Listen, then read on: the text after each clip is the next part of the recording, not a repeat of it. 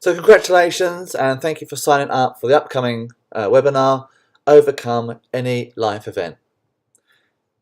Now, as we know, life can be challenging. It can throw us a whole bunch of hurdles. We might be a victim of abuse, sexual trauma, torture, divorce, physical injury, bereavement, redundancy, bankruptcy, or any other event which is significant to us. And those events invariably cause us emotional pain. But actually what's causing us the pain is not the event itself. It's really the memory, the interpretation, and the meaning that we make of that event that is causing us the pain.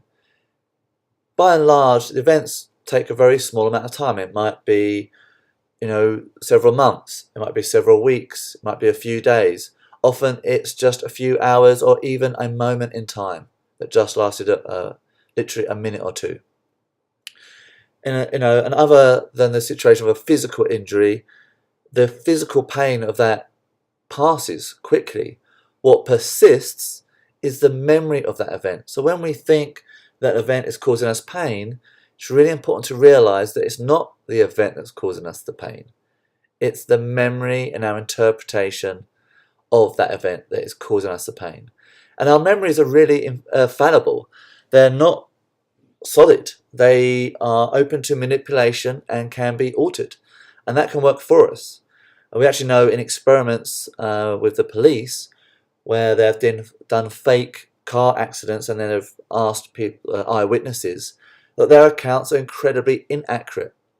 Yet they thought they were very, very clear about the colour of the car in the incident when they were totally wrong. And there's camera proof to prove that they were wrong. So we know that memory is a very inexact and imperfect thing, but we can actually use that to our benefit. So I always say that about humans, we are just incredible meaning-making machines. And with even very little input, we can make up a whole host of connotations and meanings, and they can sometimes take years to undo. Sometimes we can never undo them, right? So here's a picture of a guy. It's a guy called Aaron Dobrovici. I'm not sure I'm saying that correctly. Already we're making assumptions just based on his name and this picture. I can tell you that this man is a convicted rapist. Now, does it change your feelings about him when I tell you that he's actually married? Was married at 18, has only had one marriage, he's got 3 children, they've grown up, he's now got 7 grandchildren, and he's been happily married for 60 years. Maybe that may change your thoughts about this person.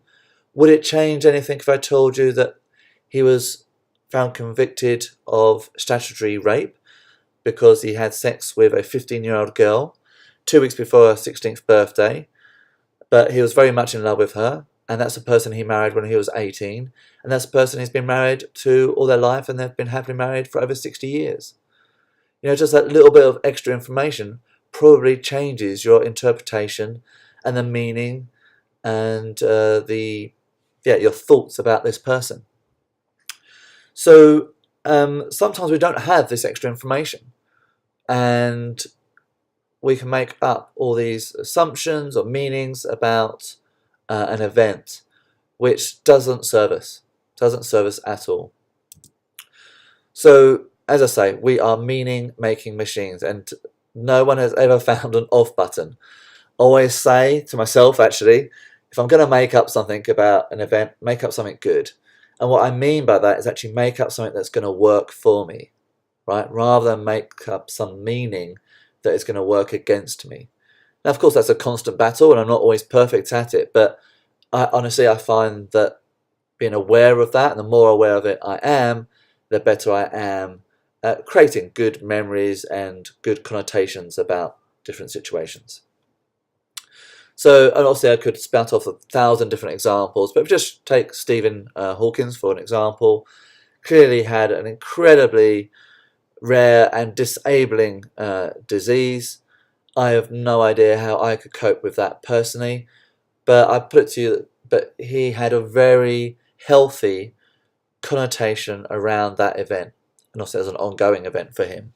I know that it did cause him physical pain, but I suspect he created a very good meaning out of that. Okay, well, I can't do much with my body, but I've still got my mind, and there's a huge amount of things I can do with my mind, and I'm going to make the most of that and really get the benefit out of that. And arguably one of the best leading edge scientists, probably the leading edge scientist the UK has ever produced, right? So that is perhaps a bad event, which was actually turned to an advantage, and we'll actually find out in the main event, in the main seminar, how we can actually work with those emotions. We may actually feel that emotions are causing us damage and causing us pain, but there is a way to actually flip that emotion, actually turn it to a positive, and that can really lead to absolutely transformational results. I should have introduced myself earlier. My name's Simon. I will actually be the MC and the sort of presenter for the main event, but our star of the show is definitely a lady called Adele Theron. If you don't know much about Adele, by all means, Google her and check her out. She's the founder of Naked.Recovery online. She's a leading trauma specialist, working with clients all over the world, and she's been featured in many, many media, particularly in the UK, including BBC, Sky News, Daily Express, Mary Claire, Daily Telegraph, and many, many other publications. And they don't feature her because she looks pretty, they feature her because she knows what she's talking about. She really does. And in our presentation, we're going to be talking about the 7 foundations of transformation. There's actually 3 different things we're going to be covering in this upcoming seminar, but 7 foundations of transformation is one of the key things we'll be covering. Now, I don't have time to go into this now, so still, do make sure you put the date in your diary. Look forward to seeing you there. If you do have any questions, then there will be a questions and answers session during the presentation. Of course, you can enter in questions during the event, but if you enter any questions in advance by using the device lower down this page, the button lower down on this page, then we can make sure we've got those answers for you, and you will get those answers during the event. In the possible event that it's a question that for some reason we don't want to take up time in the presentation, then we will send you a direct email back with our thoughts and our answers to that event. If you don't wish us to mention you by name, then just say so, or if you wish to use an alias or just initials, that's fine. Just let us know, and then we can actually quote the question from you, so we're talking about you when we answer the question in the presentation. Okay, so that's all from me. Really look forward to seeing you in the main event, and make sure to put it in your diary and get a pen and paper ready, because we'll be going through an awful lot of things there, albeit crunch it into a short time frame, but I think you're going to find it very, very helpful. That's all from me. Look forward to speaking to you soon. Bye for now.